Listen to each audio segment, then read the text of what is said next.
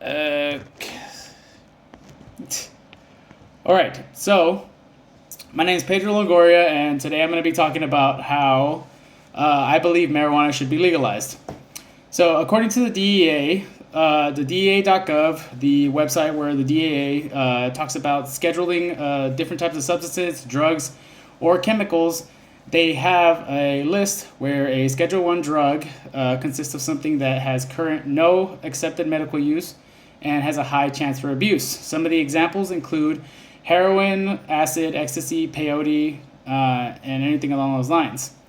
While other drugs such as Xanax and Valium, which are completely legal and actually prescribed, are considered Schedule 4 drugs, which means they have some medical benefits, but are very low to addiction.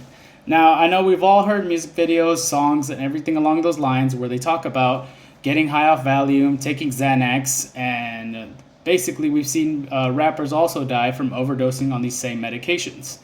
And then other drugs such as alcohol, which according to the CDC accounts for 95,000 deaths in the United States a year, is 100% legal and not regulated.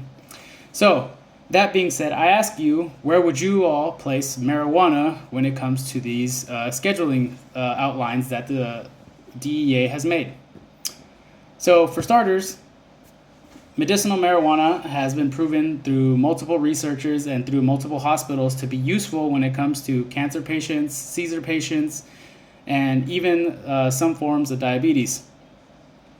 There's multiple tests that have been done that show it has lasting effects on people with Alzheimer's as well, showing that it actually slows down the process of Alzheimer's and actually allows you to redevelop some of those neurons that actually go dead while you're going through that. Some research even also shows that it has the ability to reduce the severity of seizures and anxiety attacks. That being said, some of the medications that you can use for these types of diseases include rash, loss of coordination, drowsiness, weakness, mouth ulcers, twitching, and even behavior changes as common side effects. And some of the more severe side effects include liver toxicity and even kidney stones. So, marijuana, like I said, has shown multiple ways that it could be a safer alternative to these medications. Now, moving on, a lot of states that have legalized marijuana have actually had a good amount of tax revenue come from it. Even though some of the states are reporting that 1% or less of their state revenue is coming from recreational marijuana or medicinal marijuana, they have been able to do and start different programs that have allowed them to put money back into the community, even though, like I said, it only makes up for 1% of their state's revenue. Some states has even gone far to put more money into their education systems. For example, California makes around $465 million a year that gets put back into training for officers and even some of their addiction centers. And other states like Washington have even put millions of dollars back into their education systems.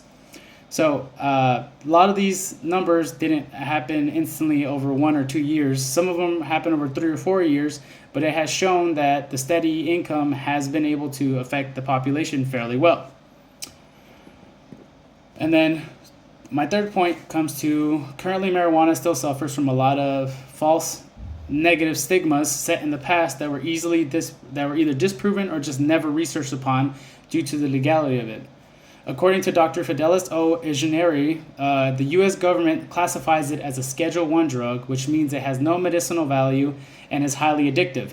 Neither of those claims have been supported by scientific or medical research.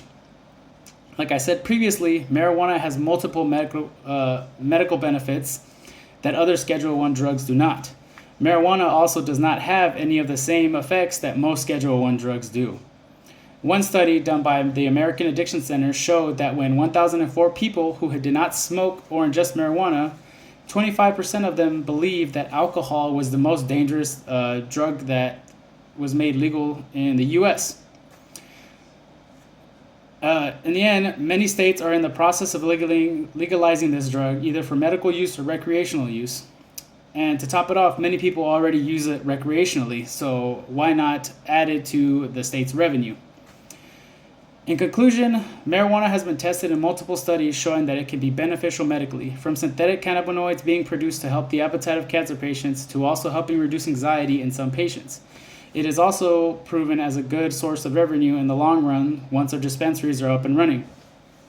Now, the reason I chose this subject too is that my mom suffers from cancer, and one of the few medications that she can get that help is a synthetic cannabinoid. So I ask, why go with the synthetic alternative when there's something natural already produced? The only issue is that it's not being legalized. So in closing, alcohol and many prescription drugs are many times more dangerous than marijuana. So I ask, why is it that we still have other substances legal and not this one?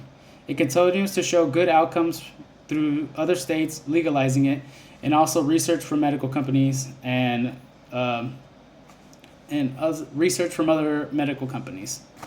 Thank you.